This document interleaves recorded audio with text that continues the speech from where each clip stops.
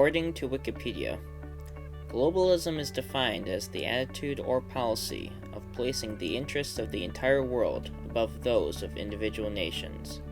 You would never want to cite Wikipedia in a research paper, but Wikipedia allows people all over the world to contribute towards one common goal of sharing information. But how do online programs spread globalism? My name is Van Bray. I'm coordinator of e-learning and assistive technology for ESS at Case Western Reserve University.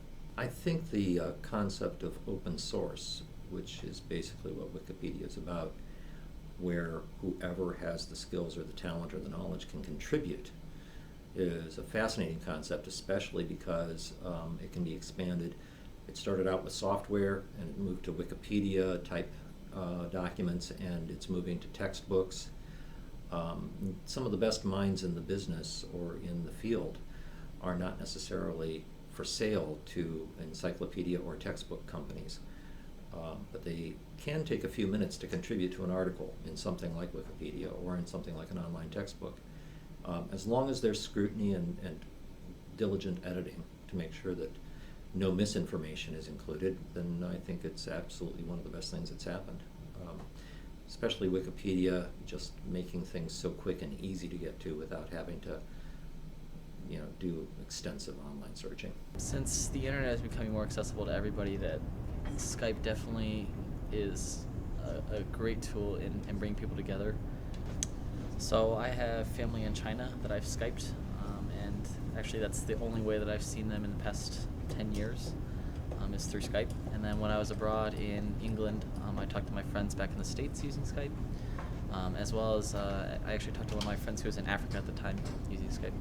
Basically, as long as you have an internet connection and a decent computer, and it doesn't even have to be decent, then you're able to stay in touch in a far more personable way than you've ever been able to before.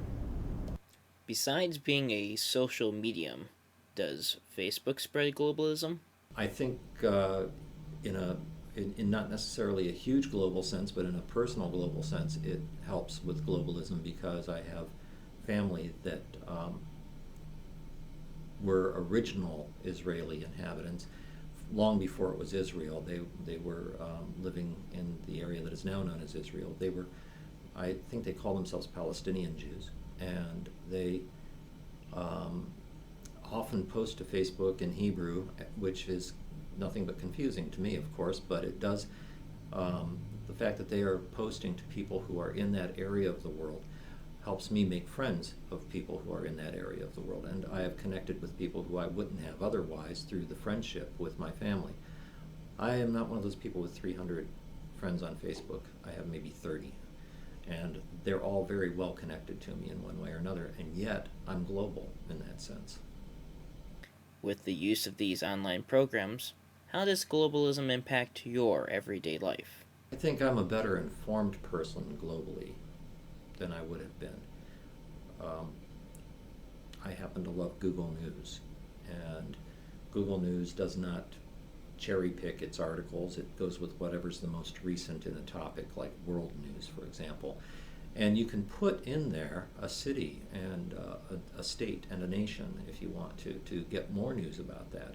And of course, I have Albuquerque and Augusta, where my two children live, who are far away from me, and I get to see the news that's going on in their neighborhoods, in their part of the world.